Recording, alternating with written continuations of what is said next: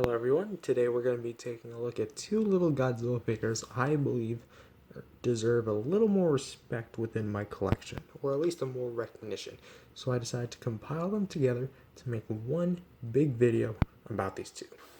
These two are the knockoff Lego Godzillas. They aren't necessarily knockoffs, they're just unlicensed toys because they realistically have no real life counterpart.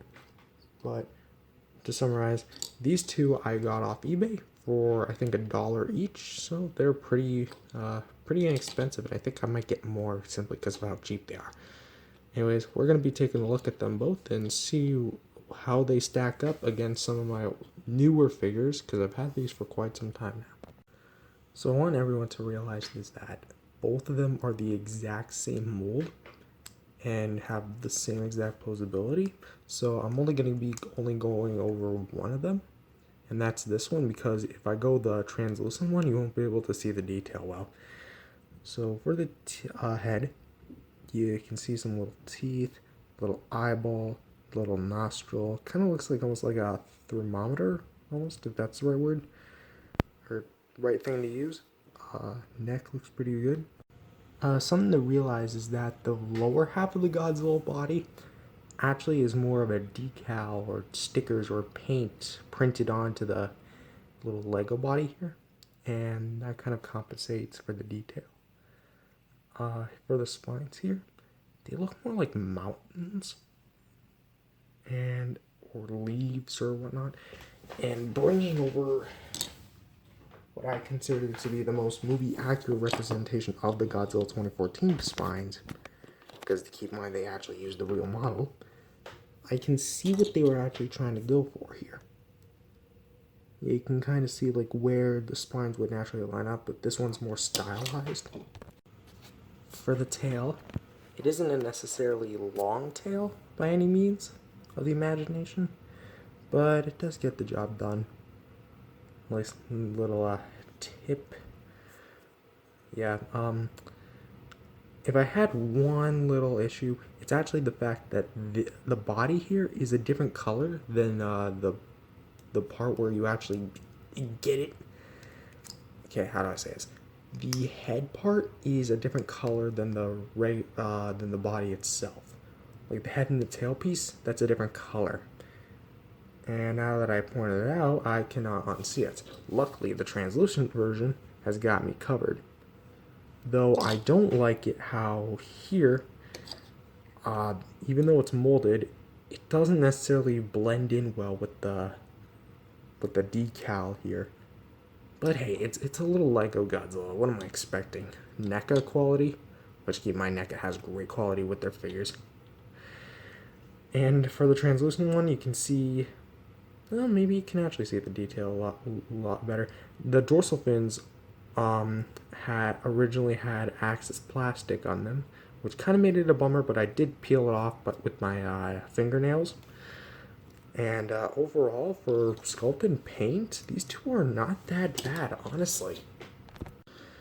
So since both of them are the exact same figure, pretty much mold-wise and overall color scheme-wise, I'm going to go over the articulation, which, for the head, you think that because it plugs into the body on a peg, rounded peg, there we go, you'd think there'd be a rotation right there, right? Well, because of the way that it inserts, there's no rotation, which kind of sucks. But we have some good arm movement. We can go up and down, all the way around. We can rotate the... Jeez, look at that. This one moves better than this one. Like, this one's tight as heck. Meanwhile, this one's loose as all heck. The legs here take them. I split the whole figure. Wow. I'm not going to be editing that because I am too lazy to edit that out. You're going to be able to rotate the leg back and forth. And that's kind of it. There's no waist movement because it's a double peg like that. Almost kind of looks like an outlet. What are those called? Plugs? No, not the plug. Yeah, whatever. two little metal sticks on plugs. I'm not good with electricity. But yeah, overall the figures are pretty cool in terms of movement. Kind of mini articulated Lego men, I guess. Now in terms of accessories, you might have seen throughout the video, but both of them came with this, like a little mini Lego background piece. And it's a black Lego piece. I don't know what you're expecting. Yeah, to just peg it on. You can see the pegs right there. Line it with the pegs and just squish down. Or you can do it like this. See the legs right there? Yeah, you can peg them on like that. And it stays on there decently secure. But do keep in mind you won't be able to do it like, okay, maybe you will actually. I thought the tail was going to hinder it. No, there's just enough space right here between the plastic and the tail, so you can make him sit. Though the tail itself sits a little lower than the stand, so if you're trying to make it level on the ground, he's going to be levitating a little bit. But also, okay, quit splitting this guy in half. But something this guy also came with, which it also comes with all the other ones. For this one, he came with an extra hand. Don't know why he did, but I guess it's cool. I mean, it's the exact same hand, so in case if one of them goes flying across the room, always got a spare. And yeah, that kind of wraps up accessories. Just to give you guys a rough idea of how small these two are, let me give you guys a good size comparison between some of the major Godzilla action figure line scales.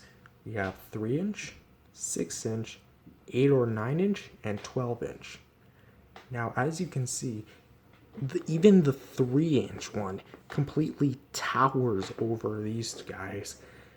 If you're wondering what the figures are, by the way, the Bandai Chigokin or Shogokin Godzilla 2004, still struggling with what line you are. NECA Godzilla 2014 original version. Imperial either knockoff or original Godzilla. And the Playmates Godzilla 2004, which is indeed a 12-inch figure, or at least close to it.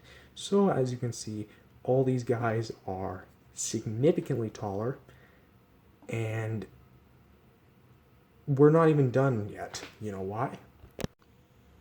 Because we haven't even mentioned the biggest figure in my collection. Gigantis, the fire monster. The knockoff Godzilla. I know he's not official, but I dubbed him Gigantis because he's little gigantic. So I named him Gigantis. Coincidentally, Gigantis the fire monster, 1955, whatever.